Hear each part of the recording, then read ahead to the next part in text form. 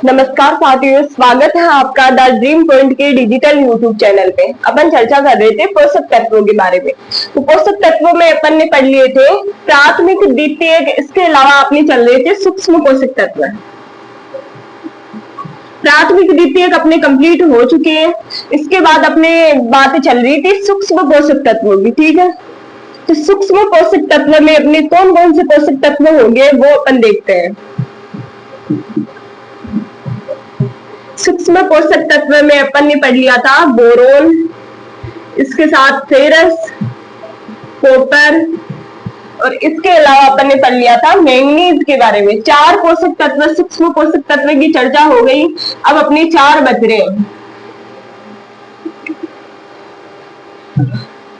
तो आगे अपन बात करते हैं जिंक के बारे में।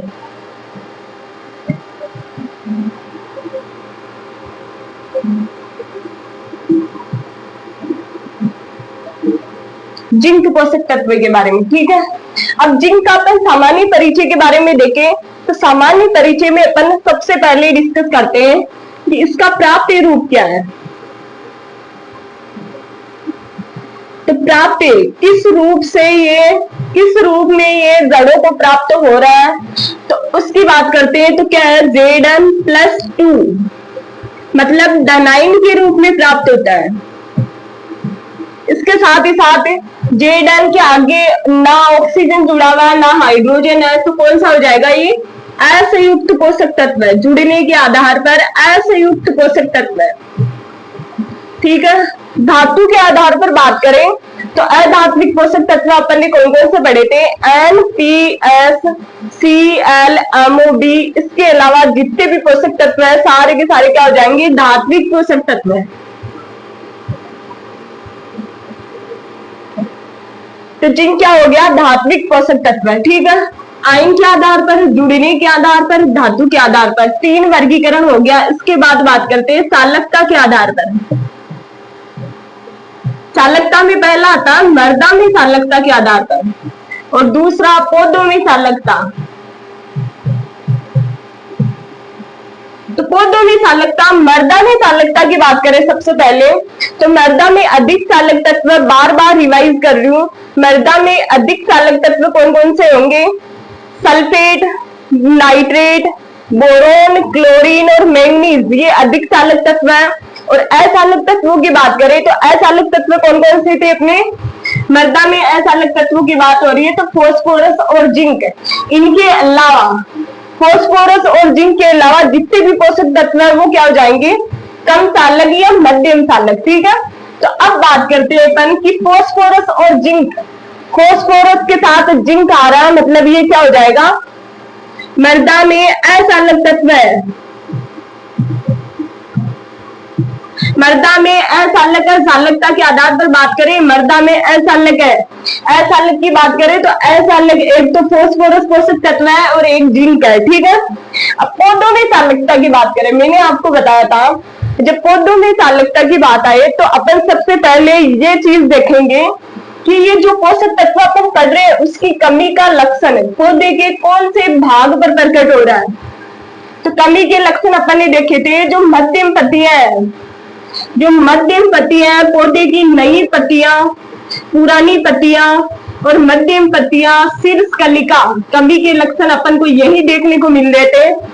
तो यहाँ पे अपन ने पढ़ा था जो मध्यम भाग है, पौधे की जो मध्यम पत्तियां हैं वहां पे कौन से पोषक तत्व की कमी होगी, जिंक पोषक तत्व की। ठीक है, तो जिन पोषक तत्वों की कमी के लक्षण पौधे के मध्य भाग पर प्रकट हो रहे हैं तो वो पोषक तत्व पौधों में कैसे चालक हो जाएंगे, मध्यम चालक तत्व। ध्यान रखना, मध्यम से मध्यम, यानी कि जिन पोषक तत्वों की कमी के लक्षण पौधे की मध्यम पत्तियों पर दिखाई देते हैं वह पोषक तत्व पौधों में भी क्या होंगे, मध्यम चालक तत्व होंगे। चालकता की बात करें तो वो एकमात्र ऐसा पोषक तत्व है जिसकी कमी के लक्षण पौधे की मध्य पत्तियों पर दिखाई देते, कौन सा, जिंक है। इसके अलावा कैल्शियम और बोरोन, शीर्ष कलिका, जो नई पत्तियां उस पे सब कुछ, क्लोरीन, फेरस और मैंगनीज। इसके अलावा पुरानी पत्तियां NPK, और इसके अलावा मैग्नीशियम और मोलिब्डेनम। इसकी NPK, AMG और AMO, इनकी कमी के लक्षण पुरानी पत्तियों पर, मध्यम पत्तियों पर जिंक, इसके साथ ही साथ जो नई पत्तियां हैं उनकी कमी के लक्षण सब कुछ क्लोरीन, फेरस, मैंगनीज नई पत्तियों पर, ठीक है। कैल्शियम और बोरोन शीर्ष कलिका पे कमी के लक्षण दिखाई देते हैं, ठीक है। तो जिस पोषक तत्व की कमी के लक्षण पौधे के मध्यम भाग पर प्रकट हो रहे हैं वो पौधों में मध्यम सालक तत्व होगा, ध्यान रखना। तो मध्यम सालक पौधों में जिंक एकमात्र ऐसा पोषक तत्व है जो पौधों में मध्यम सालक है। और मृदा की बात करें तो मृदा में असालक पोषक तत्व है, ठीक है। सालकता के आधार पर हो गया। आपने आगे अपन ने वर्गीकरण पढ़ा था कार्य के आधार पर। मैंने एक बात बताई थी कि जो कार्य के आधार पर सभी सूक्ष्म पोषक तत्व है, कार्य के आधार पर सभी सूक्ष्म पोषक तत्व है, उनका कार्य क्या है? एंजाइमिक उत्प्रेरण का कार्य है। एंजाइमिक उत्प्रेरण का कार्य। सभी सूक्ष्म पोषक तत्वों को अपन कार्य के आधार पर जब डिवाइड किया था तब एक ही चीज देखी थी कि एंजाइमिक उत्प्रेरण का कार्य कौन कर रहा है? जिंक। जिंक नहीं, सभी सूक्ष्म पोषक तत्व एंजाइमिक उत्प्रेरण का कार्य कर रहा है, ठीक है। इसके अलावा अपन ने देखा था वर्गीकरण में एक मात्रा के आधार पर देखा था, मात्रा के आधार पर वर्गीकरण। तो मात्रा के आधार पर वर्गीकरण में अपन ने मुख्य पोषक तत्व, आधारीय पोषक तत्व और सूक्ष्म पोषक तत्व। तो ये मैंने अपने मेन टॉपिक ही ये है कि अपन अभी काय की चर्चा कर रहे हैं, सूक्ष्म पोषक तत्वों के बारे में चर्चा कर रहे हैं। तो मात्रा के आधार पर जिंक कैसा पोषक तत्व हो जाएगा? सूक्ष्म पोषक तत्व, ठीक है। इसके साथ ही साथ अपन कमी के लक्षण के बारे में डिवाइड किया था पोषक तत्वों को। तो कमी के लक्षण के आधार पर, कमी के लक्षण के आधार पर पौधे के मध्य भाग की जो पत्तियां है वहां पे जिस पोषक तत्व की कमी होगी वो कौन सा पोषक तत्व है? जिंक है, ठीक है। अब अपन बात करें सामान्य में, अपने वर्गीकरण के बारे में अपन ने पूरा डिस्कस कर लिया। अब अपन बात करते हैं सूचक पौधा।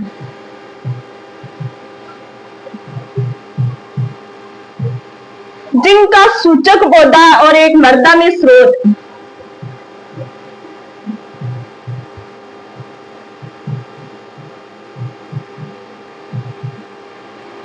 जिंक का सूचक पौधा और मृदा में स्रोत की बात करते हैं अपन।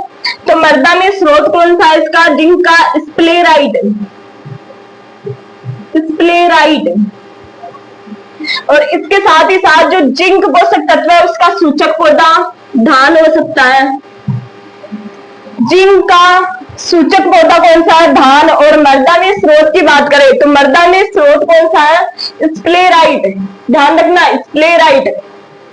जैसे स्रोत का मतलब क्या है कि अयस्क या फिर मृदा में अगर पौधा प्राकृतिक रूप से इसको पोषक तत्वों को ग्रहण कर रहा है तो वो स्प्लेराइट इसका मृदा में स्रोत होगा। और इसी स्प्लेराइट की वजह से पौधे को प्राकृतिक रूप से जिंक मिलता है, ठीक है। अपनी बात हो गई थी इसके सामान्य परिचय की, तो एक बार फिर से रिवाइज करते हैं इसको। जैसे प्राप्य रूप की बात करें तो जिंक का प्राप्य रूप Zn+2 मतलब धनाइन के रूप में। आगे बात करें असंयुक्त पोषक तत्व है, जुड़ने के आधार पर, धातु के आधार पर धात्विक है। और चालकता के आधार पर मृदा में चालकता की बात करें तो अचालक तत्व फास्फोरस और जिंक। और पौधों में चालकता की बात करें तो मध्यम चालक तत्व है, ध्यान रखना, जिंक, क्योंकि इसकी कमी के लक्षण पौधे के मध्यम भाग पर प्रकट हो रहे हैं। इसके साथ बात करते हैं कार्य के आधार पर एंजाइमिक उत्प्रेरण का कार्य है, ठीक है। आगे बात करते हैं सूचक पौधा। जिंक के सूचक पौधा कौन सा है? धान। जिसमें कमी के लक्षण सबसे पहले दिखते हैं वो कौन सा पौधा है? सूचक पौधा। मृदा में स्रोत स्प्लेराइट। ये अपने नॉर्मल इंट्रोडक्शन में हो गया, किसकी चर्चा चल रही है? अपनी जिंक पोषक तत्व की। अब बात करते हैं अपन कार्य की।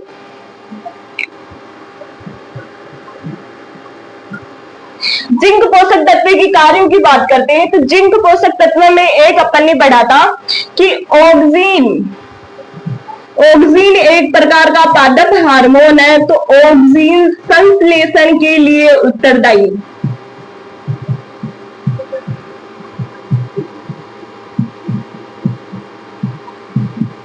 ऑक्सीन संश्लेषण के लिए उत्तरदायी DIP वेरी वेरी इंपोर्टेंट है, ध्यान रखना। ऑक्सीन संश्लेषण के लिए उत्तरदायी कौन सा पोषक तत्व है, तो अपन को क्या बताना है, जिंक। ऑक्सीन संश्लेषण के लिए उत्तरदायी तत्व की बात आए तो जिंक। तो ऑक्सीन संश्लेषण में जिंक कैसे भूमिका निभाता है उसकी अपन बात करें तो अपन ने एक चीज पढ़ा था, जब ऑक्सीन अपन पढ़ेंगे तो उसमें ये देखते हैं कि ऑक्सीन का जो पूर्वगामी है, पूर्वगामी मतलब ऑक्सीन जो जब संश्लेषित होता है तो उससे पहले एक पूर्वगामी अमीनो अम्ल का निर्माण होता है, उसका क्या नाम है, ट्रिप्टोफैन। ट्रिप्टोफैन अमीनो अम्ल। इसी अमीनो अम्ल से बाद में ऑक्सीन का संश्लेषण होता है और ये ट्रिप्टोफैन अमीनो अम्ल है वो जिंक की उपस्थिति में ऑक्सीन का निर्माण करता है, ध्यान रखना।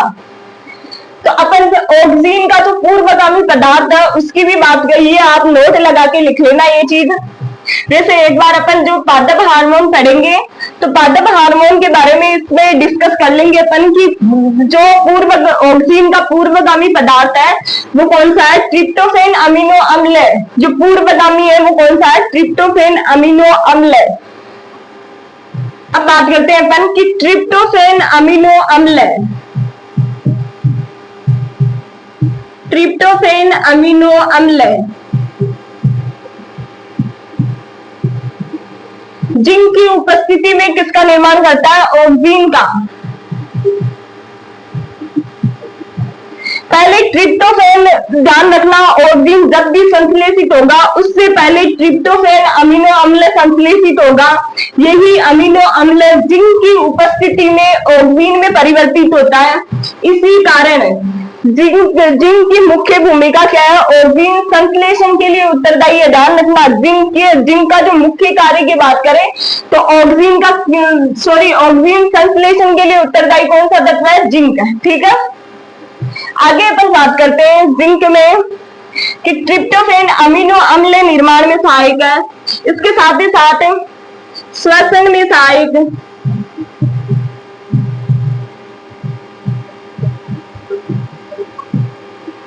ठीक है, श्वसन में सहायक है ट्रिप्टोफैन अमीनो अम्ल। अपन बात करें अमीनो अम्ल की तो प्रोटीन और अमीनो अम्ल के निर्माण में सहायक तत्व, प्रोटीन और अमीनो अम्ल के निर्माण में सहायक पोषक तत्व की बात करें तो अपन ने प्रोटीन और अमीनो अम्ल की बात करी थी तो वो नाइट्रोजन होगा।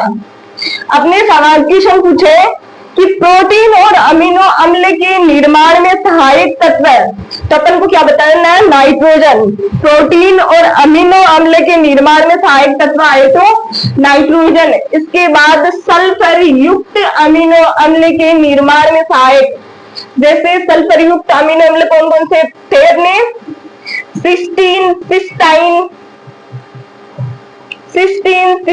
और मीथियोनिन। सिस्टाइन और मीथियोनिन इनकी बात आ जाए तभी इसके लिए सहायक पोषक तत्व कौन सा होगा, सल्फर, ठीक है, क्योंकि ये सल्फर युक्त अमीनो अम्ल है तो इनके निर्माण में कौन सा तत्व सहायक होगा, सल्फर। इसके बाद अपनी बात है ट्रिप्टोफैन अमीनो अम्ल के निर्माण में सहायक तत्व कौन सा है, जिंक।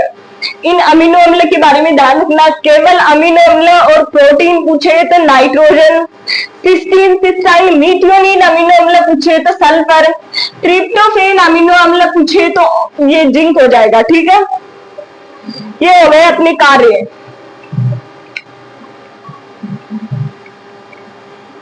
जिंक में जैसे कोई भी ये सूक्ष्म पोषक तत्व है, इनका ज्यादा कुछ कार्य होता नहीं है, पर जो होता है उसको ध्यान से याद रख लेना, क्योंकि इनमें से क्वेश्चन पूछने के चांस है। जो आपके NPK, इसके अलावा कैल्शियम, मैग्नीशियम, बोरोन, उनके बारे में तो फिर भी बहुत ज्यादा काम है, इसलिए इतने ज्यादा इंपॉर्टेंट नहीं है, बट इनको अपन कम ध्यान से पढ़ते हैं। तो ध्यान रखना, इनमें जो आपको कार्य करवाए गए उनको ध्यान से पढ़ो, अच्छे से याद रखो इनको, क्योंकि इनमें से क्वेश्चन आने के चांस है। ठीक है, तो अपन बात करें जिंक के कार्य में ऑक्सीजन संश्लेषण के लिए उत्तरदायी, इसके साथ ही साथ ऑक्सीजन का पूर्वगामी पदार्थ की बात करें तो वो कौन सा होगा? ट्रिप्टोफैन अमीनो अम्ल।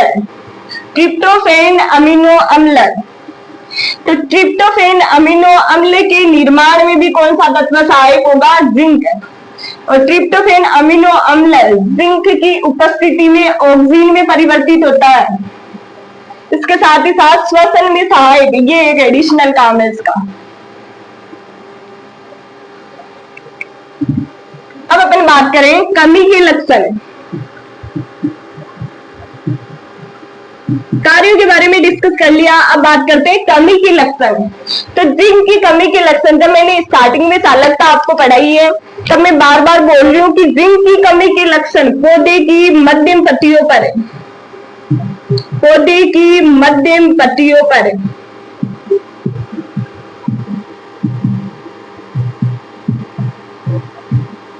अच्छा, पौधे की मध्यम पत्तियों पर किस पोषक तत्व की एकमात्र ऐसा पोषक तत्व है जिंक जिसकी कमी के लक्षण पौधे की मध्यम पत्तियों पर दिखते हैं। इसके बाद बात करें कि जिंक में अपन बार बार पढ़ रहे थे, जैसे मैंने आपको फेरस पढ़ाया था, मैंगनीज पढ़ाया था, उस टाइम मैंने आपको बताया कि फेरस और मैंगनीज के कारण क्या होगा?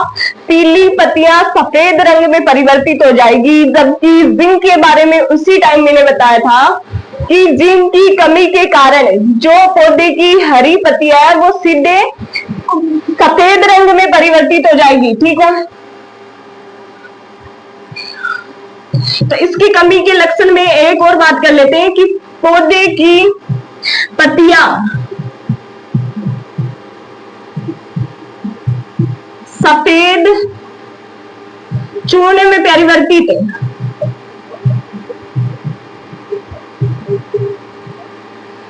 ध्यान रखना, पौधे की जो पत्तियां होगी वो कागज के समान सफेद हो जाएगी। पौधे की जो पत्तियां होगी वो सफेद चूर्ण में परिवर्तित हो जाएगी, या फिर सफेद रंग जो सफेद कागज है उसके समान परिवर्तित हो जाएगी। ठीक है, तो पौधे की पत्तियां सफेद चूर्ण में, इसके साथ साथ जैसे अपन ने पढ़ा था फेरस और कॉपर, फेरस और कॉपर, ये दो पोषक तत्व अपन ने पढ़े थे।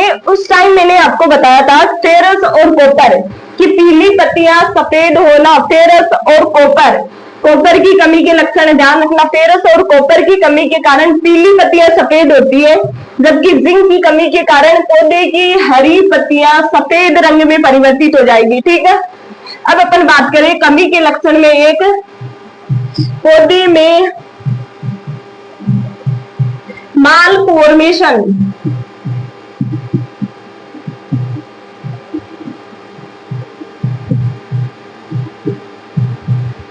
पौधे में माल फॉर्मेशन और रोजेट संरचनाओं का निर्माण। ध्यान रखना, जिंक की कमी के कारण पौधे में माल फॉर्मेशन और रोजेट संरचनाओं का निर्माण होगा। माल फॉर्मेशन क्या होता है? माल फॉर्मेशन अपन पढ़ते हैं मैंगो में माल फॉर्मेशन पढ़ते हैं। तो माल फॉर्मेशन का मतलब ये हो रहा है शीर्ष गुच्छा रोग, मतलब क्या हो जाएगा, जो पौधे का शीर्ष भाग होगा वो गुच्छेनुमा संरचना में बदल जाएगा। ठीक है, तो इसी को अपन माल फॉर्मेशन संरचना बोलते हैं। तो पौधे में जब माल फॉर्मेशन और रोजेट संरचनाओं का निर्माण हो रहा है तो वो किसकी कमी की लक्षण को प्रदर्शित कर रहा है? जिंक पोषक तत्व की। ठीक है, कमी के लक्षण में अपन ने बात कर ली थी, पौधे की मध्यम पत्तियों पर कमी के लक्षण दिखाई देते हैं। ठीक है, पौधे की पत्तियां सफेद चूर्ण या कागज जैसी सफेद संरचनाओं में बदल जाती है। ठीक है, इसके साथ ही साथ फेरस और जब कॉपर की बात करी थी तब भी पीली पत्तियां सफेद होना, फेरस और कॉपर की कमी के लक्षण है। ठीक है, पौधे में माल फॉर्मेशन और रोजेट संरचनाओं का निर्माण, ये भी कौन से पोषक तत्व की कमी से? जिंक पोषक तत्व की कमी से। अब जिंक की कमी से रोग,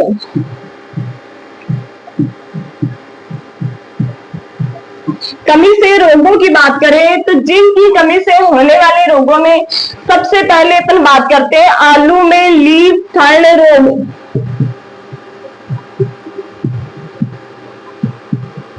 आलू में लीफ थर्न रोग। इसके बाद दूसरा रोग आएगा आपके नींबू व मटर में, नींबू व मटर में मोटे लीफ रोग।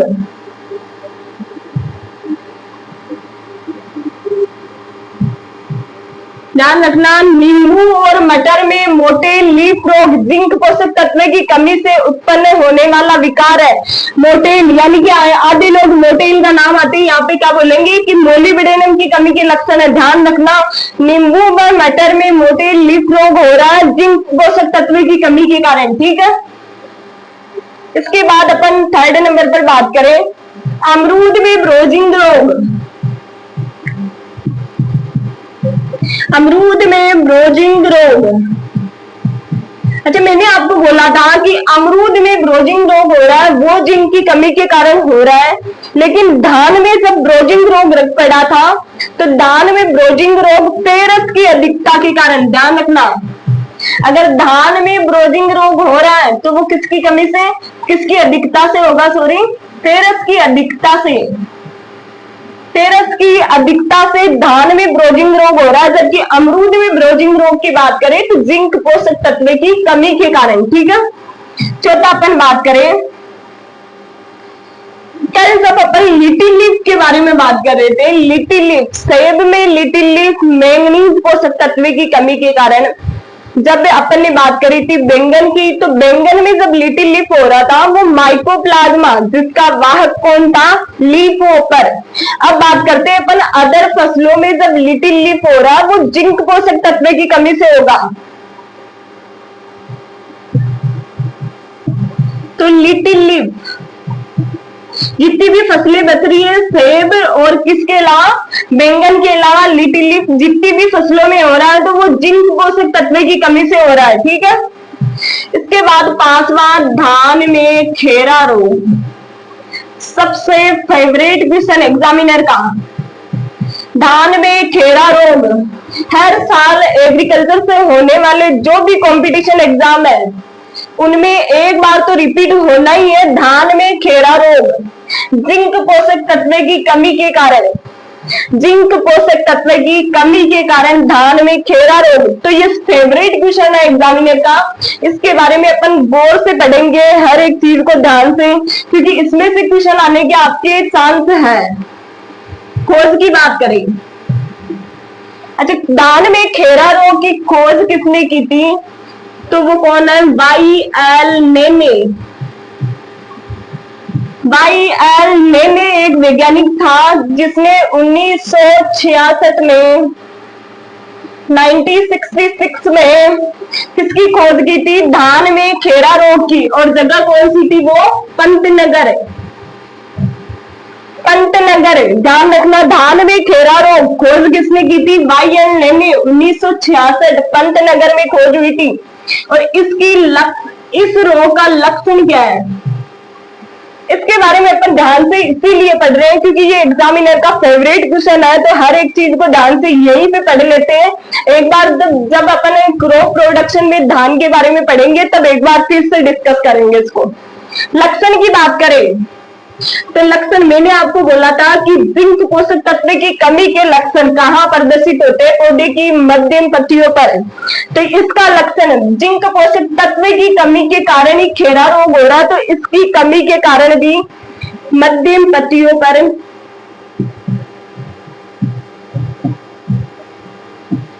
पत्तियों पर चॉकलेटी या लाल रंग के धब्बे पौधे की जो मध्यम पत्तियां होगी उनपे चॉकलेटी या लाल रंग के धब्बे बनना कौन से फसल में, धान में, तो किसकी कमी के लक्षण को प्रदर्शित कर रहा है? जिंक पोषक तत्व की कमी को। और वहां पे रोग कौन सा हो जाएगा? खेरा रोग। इसके साथ ही साथ 3 से 4 सप्ताह की उम्र में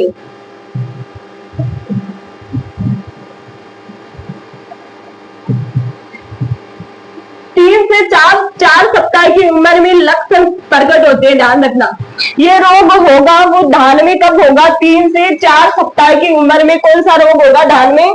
खेरा रोग। इसकी कौन सा? 3 से 4 सप्ताह की उम्र में, मतलब 1 माह का जब धान का पौधा हो जाएगा उसमें सबसे ज्यादा खतरा रहेगा जिंक की कमी। और कमी से होने वाला रोग कौन सा? खेरा रोग। और मध्यम पत्तियों पर इसके अलावा और कौन से लक्षण प्रकट होते हैं? मध्यम पत्तियों पर चॉकलेटी या लाल रंग के धब्बे। ठीक है, अपन इनके उपचार के बारे में बात करते हैं। धान में उपचार की बात, धान में जब खेरा रोग हो रहा है तो उसके उपचार के बारे में बात करें कि अपन ने पढ़ लिया। खोज किसने की? वाईएल ने 1966। ध्यान रखना ये वाला क्वेश्चन है ना, ये 2021 में पूछा हुआ क्वेश्चन है।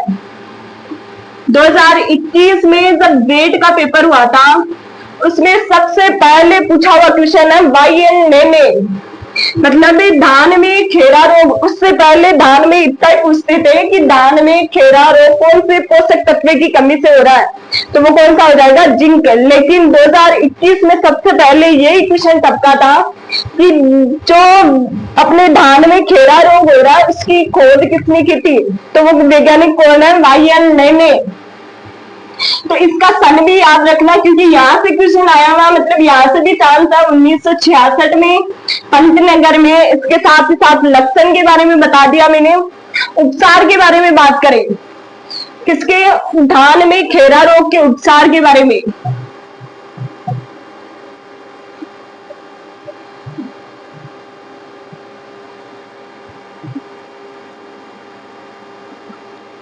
₹25 kg प्रति हेक्टेयर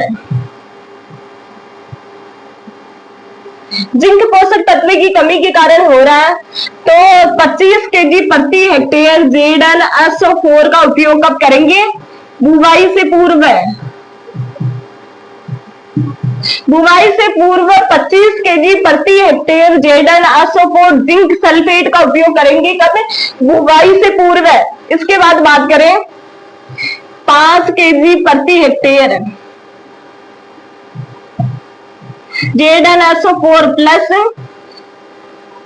2.5 kg प्रति हेक्टेयर, 2.5 kg प्रति हेक्टेयर CaCO3 मतलब कैल्शियम कार्बोनेट को किसके साथ बोलेंगे अपन? 1000 लीटर पानी में घोल बनाकर। 1000 लीटर पानी में घोल बनाकर किसका? 5 kg प्रति हेक्टेयर ZnSO4 प्लस 2.5 kg प्रति हेक्टेयर CaCO3 को 1000 लीटर पानी में घोल बनाकर पानी या छिड़काव करेंगे, ध्यान रखना।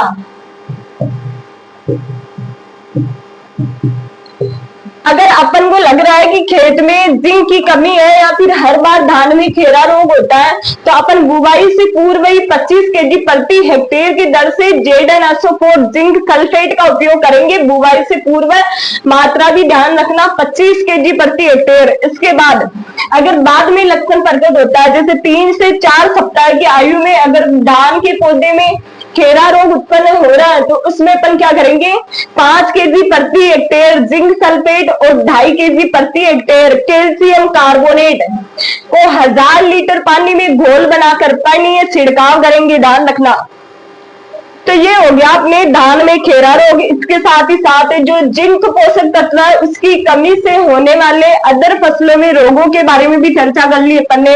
तो एक बार फिर से रिवाइज करते हैं कि जिंक पोषक तत्व की कमी से होने वाले रोग, आलू में लीफ फर्न रोग जिंक पोषक तत्व की कमी के कारण, और नींबू व मटर में मोटे लीफ रोग ये भी जिंक पोषक तत्व की कमी के कारण, अमरूद में ब्रोजिंग रोग जिंक के कारण, और धान में अगर ब्रोजिंग रोग हो रहा है तो फिर उसकी अधिकता से अब बात करें लिटिल लीफ रोग। जो भी फसलें अपने बैंगन और सेब के अलावा लिटिल लीफ रोग कहीं भी देखने को मिलता है अपन को, तो जिंक की कमी को दर्शा रहा है। अब बात करते हैं धान में खेरा रोग। खोजकर्ता कौन है इसका? YL लेने 1966 और कहा की थी खोज पंतनगर में। ठीक है। लक्षण की बात करें तो मध्यम पत्तियों पर चॉकलेटी या लाल रंग के धब्बे और 3 से 4 सप्ताह की आयु में लक्षण प्रकट होते हैं। बात करें धान में खेरा रोग के उपचार की तो 25 kg प्रति हेक्टेयर जेडानाशक और बुवाई से पूर्व उपयोग करेंगे। प्रभावित जिंक की कमी से प्रभावित जो भी खेत होगा उसमें अपन क्या करेंगे? 25 kg प्रति हेक्टेयर की दर से जिंक सल्फेट का उपयोग करेंगे। इसके बाद 5 kg प्रति हेक्टेयर जिंक सल्फेट और 2.5 kg प्रति हेक्टेयर कैल्शियम कार्बोनेट को 1000 लीटर पानी में घोल बनाएंगे और पानी का छिड़काव कर देंगे। ठीक है। ये हो गया अपने धान में खेरा रोग भी, इसके साथ ही साथ जिंक की कमी से होने वाले अदर रोग भी। इसी के साथ अपने जिंक पोषक तत्व कंप्लीट होता है। 5 सूक्ष्म पोषक तत्व अपने कंप्लीट हो चुके हैं। अब बच रहे अपने पास 3। छठा अपने कौन सा सूक्ष्म पोषक तत्व? छठा मोलिब्डेनम। तो मोलिब्डेनम में अपने सामान्य परिचय की बात करें, सामान्य परिचय में वही जो अपन पहले पढ़ चुके हैं, वर्गीकरण के आधार पर सामान्य परिचय अपन पढ़ रहे थे इतनी देर। तो मोलिब्डेनम की बात करें तो मोलिब्डेनम में जो प्राप्य रूप होगा, प्राप्य रूप वो कौन सा होगा? MOO4-2, मतलब ऋणायन के रूप में। यहाँ पे जो आयन होगा वही डिसाइड करेगा कि पौधा आयन कौन से धनायन या ऋणायन के आधार पर प्राप्त हो रहा है पौधों को। इसके अलावा MOO4-2 यानी O जुड़ रहा है, यहाँ पे एक O जुड़ रहा है तो मतलब ये संयुक्त पोषक तत्व हो जाएगा जुड़ने के आधार पर, संयुक्त पोषक तत्व। इसके बाद बात करते हैं अपन कि मैंने आपको बताया था अधात्विक पोषक तत्व NPS, नाइट्रोजन, फास्फोरस, सल्फर। इसके साथ ही साथ क्लोरीन, मोलिब्डेनम और बोरोन। तो मोलिब्डेनम आ रहा है कि नहीं? मोलिब्डेनम आ रहा है, मतलब अधात्विक पोषक तत्व है ये। अधात्विक पोषक तत्व कौन सा हो जाएगा? मोलिब्डेनम। क्योंकि यहाँ पे अधात्विक में सारे लिख देती हूँ एक बार फिर से मैं, NPS, ClMoB, molybdenum, boron, chlorine, sulphur, phosphorus, nitrogen. 6 पोषक तत्व वो अधात्विक है। इनके अलावा जितने भी पोषक तत्व बच रहे सारे धात्विक हो जाएंगे। ठीक है। प्राप्य रूप की बात हो गई। बात करते हैं सालकता की। सालकता, मृदा में सालकता और पौधों में सालकता। मृदा में सालकता की बात करें तो मृदा में सालकता वही बार बार रिवाइज करती हूँ। अधिक सालक तत्वों की बात करें तो कौन कौन से होंगे? सल्फेट, नाइट्रेट, क्लोरीन, मैंगनीज और इसके साथ ही साथ बोरोन हो जाएगा।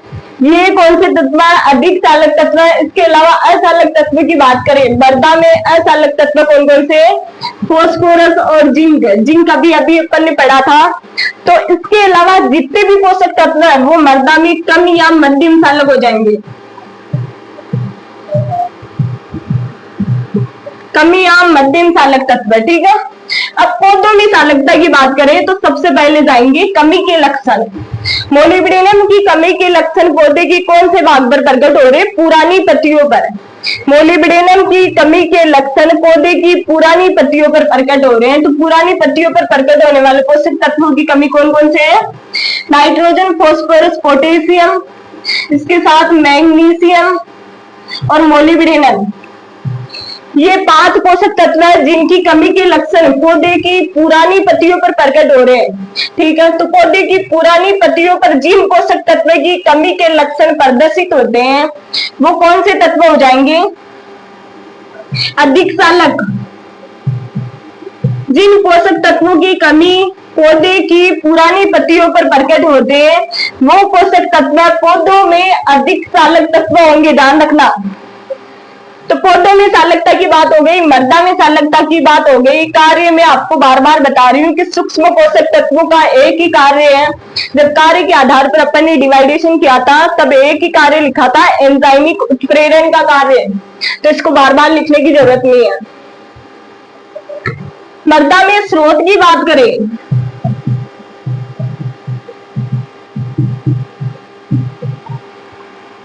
मृदा में स्रोत की बात करें तो मृदा में स्रोत क्या है, ओलिवाइन। ये भी अपन पहले पढ़ चुके हैं, ओलिवाइन। इसके साथ सूचक पौधे की बात करें, सूचक पौधा, तो वो कौन सा होगा? जब मैंने आपको मैंगनीज करवाया था तब मैंने आपको बताया था कि मैंगनीज और मोलिब्डेनम की कमी के लक्षण सबसे पहले जई का पौधा प्रदर्शित करता है। जई, मैंगनीज हो या मोलिब्डेनम, दोनों की कमी के लक्षण सबसे पहले जई प्रकट करेगी, ध्यान रखना। सूचक पौधा मृदा में स्रोत हो गया। अब थोड़ा सा हटके बात करते हैं अपन कि जो मोलिब्डेनम पोषक तत्व है उसके खोजकर्ता की बात कर लेते हैं, क्योंकि ये भी इंपॉर्टेंट है। मोलिब्डेनम पोषक तत्व है, उसके खोजकर्ता कौन कौन है, तो उसके बारे में अपन देख लेते हैं कि जो आर्नोल और स्टाउट है, आर्नोल और स्टाउट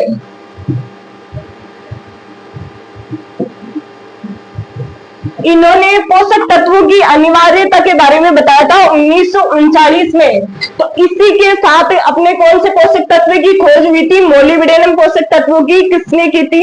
आर्नोल और स्टाउट ने 1939 में जब पोषक तत्वों की अनिवार्यता बताई गई थी तब अपने आर्नोल और स्टाउट ने 1939 में मोलिब्डेनम पोषक तत्वों के बारे में बता दिया था अपन को, ठीक है। तो खोजकर्ता की बात हो गई। बात करते हैं, एक बार फिर से रिवाइज करते हैं अपन इनको। जैसे मोलिब्डेनम है, मोलिब्डेनम जो एक प्रकार का सूक्ष्म पोषक तत्व है मात्रा के आधार पर, और इसके साथ ही साथ कमी के लक्षण के बारे में अपन ने देख लिया था कि पुरानी पत्तियों पर कमी के लक्षण प्रदर्शित हो रहे हैं। इसके बाद बात करते हैं प्राप्य रूप। तो मोलिब्डेनम का प्राप्य रूप क्या है? MOO4-2, मतलब ऋणायन के रूप में। जुड़ने के आधार पर संयुक्त और धातु के आधार पर अधात्विक। चालकता के आधार पर बात करें तो मृदा में चालकता के आधार पर कम या मध्यम चालक तत्व है। पौधों में चालकता की बात करें तो अधिक चालक तत्व कौन सा? मोलिब्डेनम। मृदा में स्रोत की बात करें तो ओलिवाइन। सूचक पौधा जई।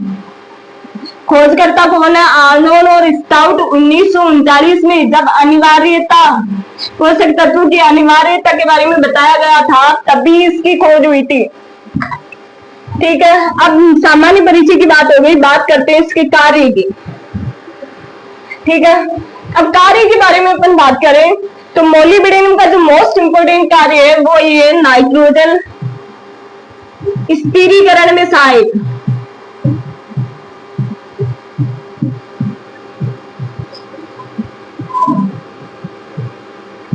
जब नाइट्रोजन स्थिरीकरण में सहायक, तो नाइट्रोजन स्थिरीकरण किनमें होता है? दलहनी फसलों में। दलहनी फसलों में नाइट्रोजन स्थिरीकरण में सहायक है। जब अपन ने नाइट्रोजन पढ़ा था तब मैंने नाइट्रोजन में आपको बताया था कि नाइट्रोजन और मोलिब्डेनम दो ऐसे पोषक तत्व है जो हरी खाद की फसलों के लिए अति आवश्यक है। सॉरी, जब मैंने फॉस्फोरस बताया था, सॉरी, जब मैंने फॉस्फोरस बताया था तब मैंने आपको बताया कि फॉस्फोरस और मोलिब्डेनम हरी खाद की फसलों के लिए, हरी खाद फसलों के लिए अति आवश्यक, हरी खाद फसलों के लिए अति आवश्यक तत्व, ध्यान रखना, मोलिब्डेनम। और कौन सा तत्व है? फॉस्फोरस। फॉस्फोरस और मोलिब्डेनम, ठीक है। हरी खाद फसलों के लिए अति आवश्यक हो गया। इसके साथ ही साथ नाइट्रोजन स्थिरीकरण में सहायक, दलहनी फसलों में नाइट्रोजन स्थिरीकरण के लिए सहायक, नाइट्रेट रिडक्टेज में सहायक, नाइट्रेट रिडक्टेज में सहायक,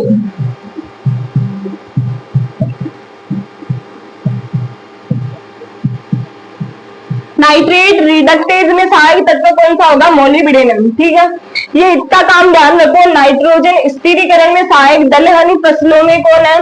मोलिब्डेनम। हरी खाद की फसलों में, हरी खाद की फसलों के लिए अति आवश्यक तत्व कौन सा है? मोलिब्डेनम और फास्फोरस। और नाइट्रेट रिडक्टेज में सहायक तत्व है। तो नाइट्रेट रिडक्टेज की अपन बात कर रहे हैं, तो रिडक्टेज अपन पढ़ते हैं एक बार कि नाइट्रेट रिडक्टेज मतलब नाइट्रेट का नष्ट होना, ये क्रिया होती कैसे है?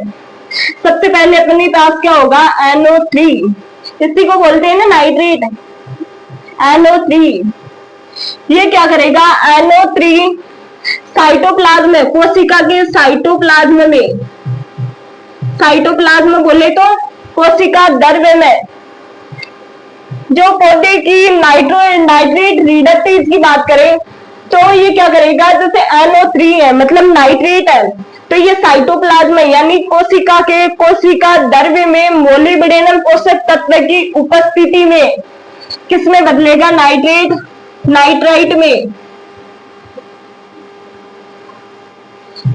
में। ध्यान रखना, तो नाइट्राइट में बदल रहा है, तो इसका मतलब क्या हो रहा है कि यहाँ पे नाइट्रेट रिडक्टेज हो रहा है, नाइट्रेट का अपघटन हो रहा है। ध्यान रखना, अगर नाइट्राइट में बदल रहा है तो ये क्रिया होगी कहाँ पे? साइटोप्लाज्म यानी कोशिका द्रव्य में। और कौन से पोषक तत्व की उपस्थिति में? मोलिब्डेनम की उपस्थिति में। अच्छा, इतना तो अपन ने यहाँ पढ़ लिया कि नाइट्रेट रिडक्टेज क्रिया मोलिब्डेनम पोषक तत्व की उपस्थिति में हो रही है। तो आगे और डिस्कस करते हैं इसको थोड़ा कि NO2 ये क्या हो आ गया अपने पास? नाइट्राइट। तो NO2 माइनस मतलब नाइट्राइट फेरस की उपस्थिति में क्लोरोप्लास्ट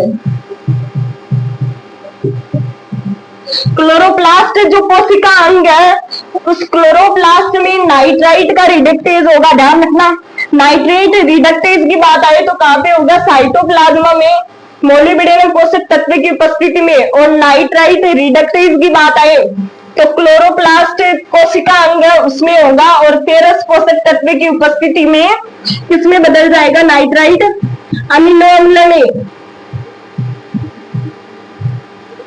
ठीक है, ये अपने पूरा नाइट्रेट का पूरा यहाँ जाके अपघटन होता है। तो नाइट्रेट का इतना सा अपघटन, नाइट्राइट तक टूटने तक का अपघटन की बात करें तो वो साइटोप्लाज्म में होगा और मोलिब्डेनम पोषक तत्व की उपस्थिति में होगा। अब आगे बात करें नाइट्राइट, तो क्लोरोप्लास्ट जो कोशिका अंग है उसमें फेरस तत्व की उपस्थिति के कारण नाइट्राइट किसमें बदलेगा? अमीनो अम्ल में। ठीक है, तो ऐसे जाके होता है अपने पास नाइट्रेट का रिडक्टेज, मतलब नाइट्रेट समांगीकरण बोल दो या रिडक्टेज बोल दो, एक ही बात है। नाइट्रेट का अपघटन होना, रिडक्टेज बोले तो अपचयन होना, अपचयन अपघटन एक ही बात है। ठीक है, अब अपन बात करें कि मोलिब्डेनम का एक और काम अपने बाकी रह गया था, वो ये है कि ये नाइट्रोजिनेज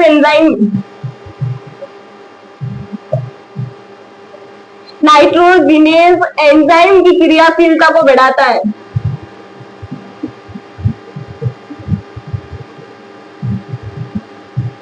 क्रियाशीलता को बढ़ाता है। ठीक है, बात करते हैं अपन मोलिब्डेनम की फिर से। नाइट्रोजन स्थिरीकरण में सहायक कौन सा तत्व है? मोलिब्डेनम। हरी खाद फसलों के लिए अति आवश्यक तत्व फास्फोरस और मोलिब्डेनम। नाइट्रेट रिडक्टेज में सहायक तत्व है। और कैसे पता चला ये अपन को कि नाइट्रेट साइटोप्लाज्म में मोलिब्डेनम पोषक तत्व की उपस्थिति में नाइट्राइट में बदलेगा और यही नाइट्राइट क्लोरोप्लास्ट में फेरस पोषक तत्व की उपस्थिति में अमीनो अम्ल में बदल जाएगा। ठीक है, तो अपन से पूछे नाइट्रेट रिडक्टेज के बारे में, तो अपन को क्या बताना है? मोलिब्डेनम। और यही अपन को पूछे कि नाइट्राइट रिडक्टेज में नाइट्रेट और नाइट्राइट का ध्यान रखना, नाइट्रेट रिडक्टेज में सहायक तत्व है तो वो कौन सा होगा? फेरस। ध्यान रखना, नोट लगा के लिख लो इन दोनों को। नाइट्रेट रिडक्टेज में सहायक तत्व कौन सा है? मोलिब्डेनम। नाइट्रेट रिडक्टेज में मोलिब्डेनम और नाइट्राइट रिडक्टेज में फेरस पोषक तत्व होगा और क्लोरोप्लास्ट में फेरस तत्व की उपस्थिति के कारण अमीनो अम्ल में बदल जाएगा। इसके अलावा नाइट्रोजिनेज एंजाइमों की क्रियाशीलता को बढ़ाने के लिए कौन सा तत्व उत्तरदायी है? मोलिब्डेनम। इसी के साथ अपने मोलिब्डेनम पोषक तत्व यही समाप्त होता है। इसके बाद अपन कमी के लक्षण अभी रह रहे हैं अपने, कमी के लक्षण और कमी से रोग। कमी के लक्षण, तो मोलिब्डेनम की कमी के लक्षण, पौधे की पुरानी पत्तियों पर मर्त धब्बे बनना, पुरानी पत्तियों पर मर्त धब्बे बनना,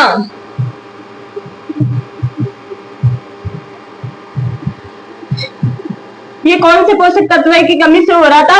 पोटास और मोलिब्डेनम। पुरानी पत्तियों पर मर्त धब्बों का बनना, पोटास और मोलिब्डेनम पोषक तत्व की कमी के कारण पुरानी पत्तियों पर मर्त धब्बे बनने चालू हो जाते हैं। तो मोलिब्डेनम की कमी के लक्षण में यही बात करते हैं। इसके बाद बात करें कमी से रोग। कमी से रोग की बात करें तो सबसे इंपॉर्टेंट, जब मैंने आपको कैल्शियम और बोरोन पढ़ाया था तब मैंने आपको बताया फूल गोभी में बिही पटेल रोग, बिही पटेल रोग। किसमें? फूल गोभी में बिही पटेल रोग मोलिब्डेनम की कमी के कारण, और फूल गोभी में पुपिंग रोग,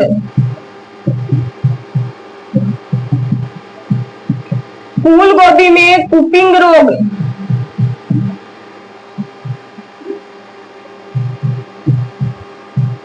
रिजका में पीले धब्बे,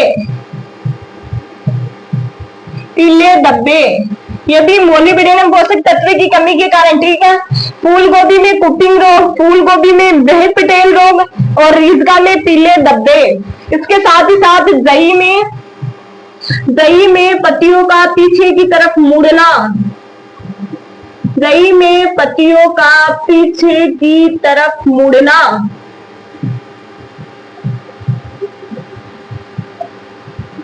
अच्छा, मैंने आपको बताया था कि दही सूचक पौधा है मोलिब्डेनम और मैंगनीज का।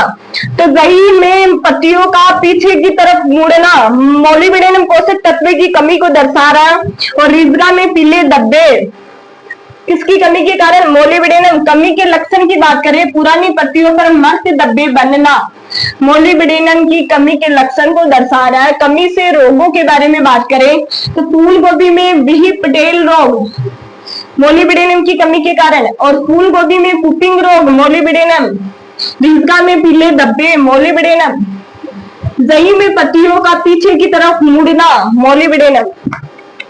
अब बिही पटेल रोग अपन ने जब पहले डिस्कस किया था बिही पटेल रोग के बारे में, तब मैंने आपको बताया था कैल्शियम की कमी के कारण पौधे की जो शीर्ष कलिका वो हुकनुमा संरचना में बदलेगी। कैल्शियम की कमी के कारण पौधे की जो शीर्ष कलिका वो हुकनुमा संरचना में बदलेगी। इसके बाद बात की थी बोरोन के बारे में कि बोरोन की कमी के लक्षण के कारण क्या होगा? पौधे की शीर्ष कलिका बिहीनुमा संरचना में बदलेगी। इसके साथ ही साथ मोलिब्डेनम की बात आई तो मोलिब्डेनम पोषक तत्व की कमी के कारण फूल गोभी में बिही पटेल रोग होगा मोलिब्डेनम पोषक तत्व की कमी के कारण। ठीक है, शीर्ष कलिका का बिहीनुमा संरचना में बदलना बोरोन के कारण, और शीर्ष कलिका का किसमें? हुकनुमा संरचना में बदलना कैल्शियम के कारण। ठीक है, इसी के साथ अपने मोलिब्डेनम यही कंप्लीट होता है। आगे बात करते हैं अपन क्लोरीन। अच्छा, क्लोरीन के अपन सामान्य परिचय की बात करें, सामान्य परिचय की बात करें सबसे पहले अपने पास आएगा प्राप्य रूप। तो प्राप्य रूप की बात करें Cl- ऋणायन के रूप में। अच्छा, धातु के आधार पर बात करें तो अधात्विक में आ रहा था NPSCl MOB, तो अधात्विक तत्व है ये। जुड़ने के आधार पर असंयुक्त तत्व होगा। ठीक है, चालकता की बात करें अपन, चालकता की बात करें तो चालकता में मृदा में चालकता लक्षण को और पौधों में सालकता, मृदा और पौधों में सालकता की बात करें तो मृदा में सालकता की बात करें कौन से तत्व है? क्लोरीन तत्व की। तो मृदा में कौन सा तत्व है ये? कम या मध्यम सालक,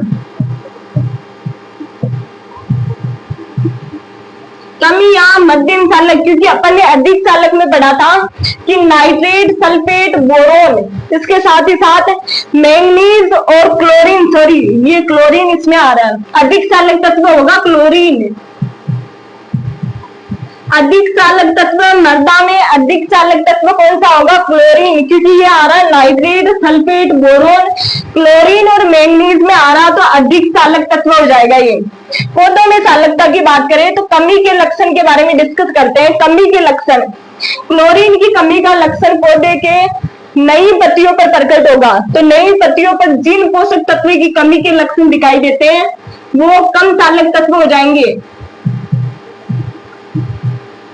कम चालक, क्योंकि इसकी कमी के लक्षण कहाँ दिखाई दे रहे हैं? नई पत्तियों पर। तो नई पत्तियों पर सब कुछ क्लोरीन, सल्फर, कॉपर, क्लोरीन और इसके साथ ही साथ फेरस और मैंगनीज, ठीक है, तो कम चालक तत्व हो जाएंगे ये। इसके बाद अपन ने बात करी थी मृदा में स्रोत। मृदा में स्रोत की बात करें तो मृदा में कौन सा स्रोत होगा इसका? पाइराइट। जब फॉस्फोरस करवाया था, फॉस्फोरस में एक ही चीज बताई थी मैंने कि फॉस्फोरस और क्लोरीन दोनों का मृदा में स्रोत एक ही होगा, वो होगा पाइराइट, ठीक है। मृदा में स्रोत की बात हो गई। सूचक पौधे की बात करें, सूचक पौधा पहले अपन ने पढ़ा नहीं, लेकिन जो गमले वाले पौधे, गमले में लगाते हैं ना पौधे, गमले वाले पौधे, उनमें इनकी कमी के लक्षण, गमले वाले पौधे जिनको गमलों में लगाते हैं अपन, वो गमले वाले पौधे क्या है? क्लोरीन की कमी का लक्षण सबसे पहले प्रदर्शित करेंगे, ठीक है। इसी के साथ अपने क्लोरीन का सामान्य परिचय कंप्लीट होता है। बात करते हैं प्राप्य रूप Cl- ऋणायन के रूप में अधात्विक, और इसके बाद असंयुक्त जुड़ने के आधार पर। चालकता की बात करें, मृदा में अधिक चालक और पौधों में कम चालक।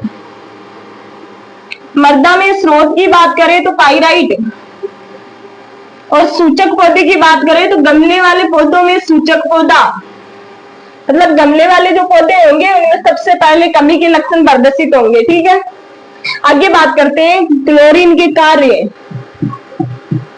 के बारे में अपन बात करते हैं। तो क्लोरीन का जो सबसे पहले अपन कार्य पढ़ चुके हैं वो ये है कि प्रकाश संश्लेषण की हिल अभिक्रिया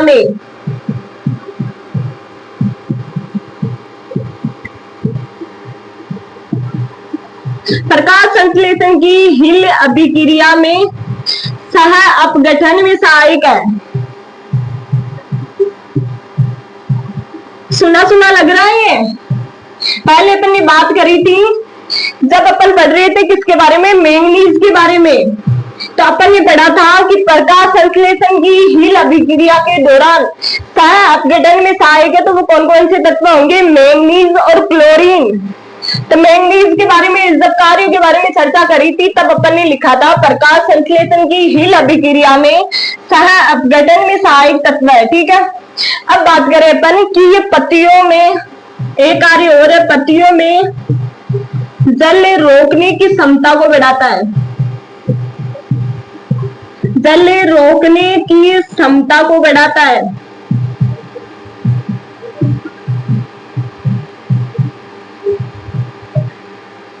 पत्तियों में जल रोकने की क्षमता को बढ़ाने वाला पोषक तत्व कौन सा है? क्लोरीन। ध्यान रखना, अपन इतने पोषक तत्व पढ़ चुके हैं, उनमें प्रकाश संश्लेषण की हिल अभिक्रिया में सह अपघटन में सहायक तत्व मैंगनीज और क्लोरीन। पत्तियों में जल रोकने की क्षमता को बढ़ाता है तो क्लोरीन पोषक तत्व है, ठीक है। अब बात करते हैं कमी से रोग, कमी के लक्षण। सॉरी, कमी से रोग तो कोई है ही नहीं, जैसे इतना कोई जानकारी में है नहीं है। आप कमी के लक्षणों के बारे में पता रखो बस। कमी के लक्षण कहां प्रकट हो रहे हैं? पौधे की नई पत्तियां, पौधे की नई पत्तियों में क्लोरोसिस, नई पत्तियों में क्लोरोसिस कौन से पोषक तत्व की कमी के कारण? क्लोरीन पोषक तत्व की कमी के कारण पौधे की नई पत्तियों में क्लोरोसिस बीमारी देखने, क्लोरोसिस मतलब हरिमाइनता, मतलब होगा क्या? पौधे की जो नई पत्तियां होगी वो संपूर्ण रूप से पीली होगी। कौन से पोषक तत्व के कारण? क्लोरीन के कारण। ठीक है, कमी के लक्षण में ये बात कर ली। अब अपन इसमें जो वेरी इंपॉर्टेंट है वो चीज ये रहेगी, जो स्टार्च वाली फसलें, बार बार बोल रही हूँ, स्टार्च वाली फसलें, स्टार्च वाली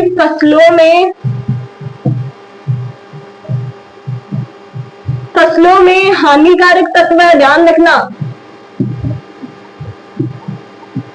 मतलब कभी भी स्टार्च वाली फसलों में अपन को क्लोरीन युक्त उर्वरक का उपयोग कभी नहीं करना चाहिए, ध्यान रखना। स्टार्च वाली फसलों में हानिकारक तत्व है।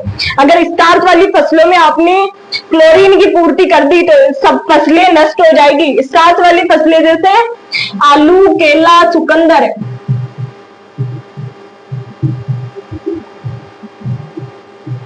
इस चीज को बोर्ड लेना। स्टार्च वाली फसलों में हानिकारक तत्व कौन सा? क्लोरीन। तो स्टार्च वाली फसलें कौन कौन सी? आलू, केला, चुकंदर, इनमें कभी भी अपन को क्या उपयोग नहीं करना चाहिए? क्लोरीन युक्त उर्वरकों का उपयोग नहीं करना चाहिए। ठीक है, इसी के साथ अपने क्लोरीन कंप्लीट होता है। कार्य के बारे में एक बार फिर से देखो। प्रकाश संश्लेषण की हील अभिक्रिया में सह अपघटन में सहायक तत्व कौन सा है? क्लोरीन और मैंगनीज। पत्तियों में जल रोकने की क्षमता को बढ़ाता है कौन? क्लोरीन। बात करते हैं कमी के लक्षणों की, तो पौधे की नई पत्तियों में क्लोरोसिस, संपूर्ण रूप से पत्ती का पीला होना क्लोरीन की कमी के कारण। इसी के साथ स्टार्च वाली फसलों में हानिकारक तत्व है, कभी भी क्लोरीन युक्त उर्वरकों का उपयोग स्टार्च वाली फसलों में नहीं करना चाहिए। और स्टार्च वाली फसलें कौन कौन सी? आलू, केला, चुकंदर। एक इसमें छोटा सा टॉपिक है अलग से, कमी से रोगों के बारे में एक चीज और देखो आप। कमी से रोगों के बारे में जब मैंने आपको सूचक पौधा करवाया, मैंने आपको बताया जिन पौधों को अपन गमलों में लगाते हैं उन पौधों में ये पोषक तत्व, मतलब ये पोषक तत्व की कमी सबसे पहले देखने को मिलती है। कौन से तत्वों में? कौन से पौधों में? सॉरी, गमलों वाले जो पौधे लगाते हैं उनमें क्लोरीन की कमी सबसे ज्यादा देखने को मिलती है। तो कमी से रोगों के बारे में बात करें तो गमलों में जो पौधे लगाएंगे, गमलों वाले पौधों में विल्ट बीमारी,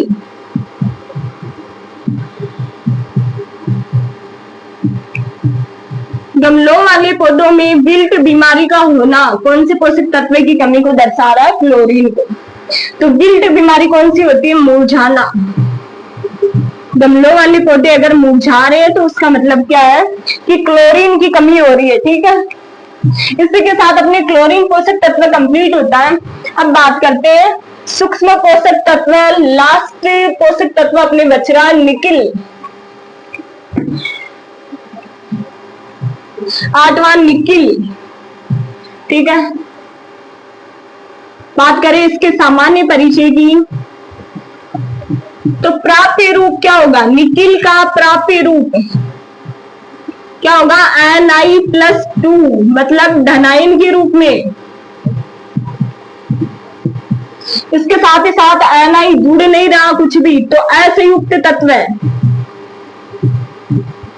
इसके बाद बात करते हैं अपन धातु के आधार पर निकिल के साथ तत्व है धात्विक तत्व है, क्योंकि अधात्विक में नहीं आ रहा, NPS, Cl, MOD नहीं आ रहा, मतलब ये धात्विक तत्व है। चालकता की बात करें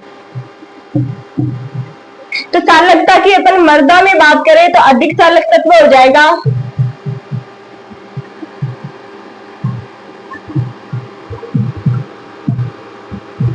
अधिक चालक तत्व।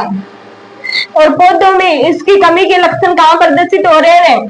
ये पढ़ा ही नहीं ना अपन ने। पौधों में बात करें निकिल पोषक तत्व अंतिम खोजा गया तत्व है, तो इसके बारे में अपन ने इतनी कोई जानकारी है नहीं अपने पास, लेकिन 17वां आवश्यक तत्व है। इसी के साथ अपन ने जब कमी के लक्षण पढ़े थे तब निकिल अपने पास नहीं आया था, तो पौधों में चालकता के बारे में अपन कुछ भी नहीं कर सकते, बस मृदा में अधिक चालक तत्व है, ध्यान रखना ये, ठीक है। तो पौधों में चालकता को एक बार छोड़ दो आप, और इसी के साथ आगे अपन बात करें मृदा में स्रोत, क्योंकि निकिल अंतिम खोजा गया तत्व है और इतना ज्यादा जरूरी भी नहीं है, अभी तक इसके बारे में इतनी कोई जानकारी भी नहीं है, तो आप जितना जानकारी में मिल रहा है अपन को बस वही याद रख लो कि प्राप्य रूप Ni+2 धनायन के रूप में असंयुक्त तत्व धात्विक तत्व है। चालकता के आधार पर बात करें मृदा में अधिक चालक है और पौधों में अभी कुछ कह नहीं सकते अपन, है ना। अब बात करते हैं निकिल के कार्यों की। तो निकिल के कार्यों में अपन एक चीज देखते हैं कि यूरिएज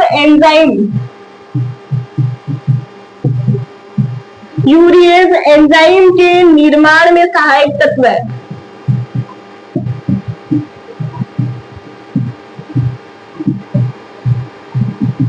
और दूसरा क्या काम होगा इसका, यूरिएज एंजाइम के निर्माण में सहायक तत्व कौन सा होगा, निकिल। जब अपन पढ़ेंगे यूरिया जो उर्वरक है उसके बारे में, तब अपने वहां पे यूरिएज एंजाइम भी आएगा और निकिल पोषक तत्व भी आएगा।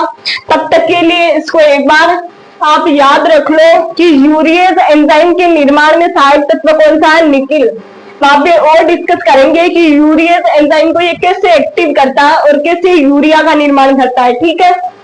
अपन जब उर्वरक पढ़ेंगे तब एक बार फिर से डिस्कस करेंगे इसको। और इसके साथ ही साथ इसका एक और कार्य है, बीजों में अंकुरण क्षमता व जीवन क्षमता को बढ़ाना।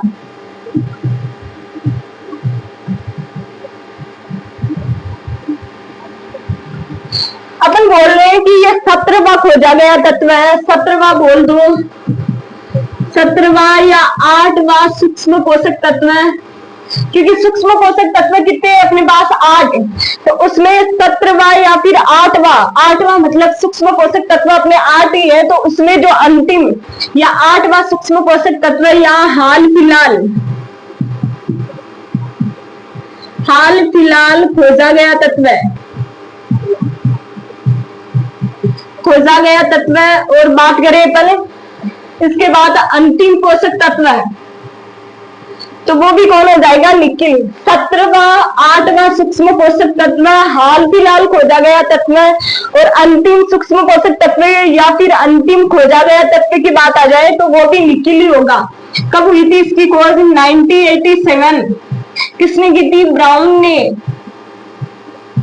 सबसे वर्तमान में सबसे लास्ट में खोजा गया तत्व 1987 में ब्राउन या फिर ब्राउन वैज्ञानिक आ सकता है आपके यहाँ पे।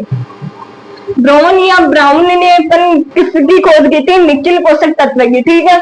इसी के साथ अपने कंप्लीट होते हैं पोषक तत्व, इसी के साथ अपने पोषक तत्व कंप्लीट होते हैं। जैसे अपन विस्तार से पढ़ रहे थे एक एक पोषक तत्वों के बारे में, तो आज अपने सूक्ष्म पोषक तत्व भी कंप्लीट हो चुके हैं।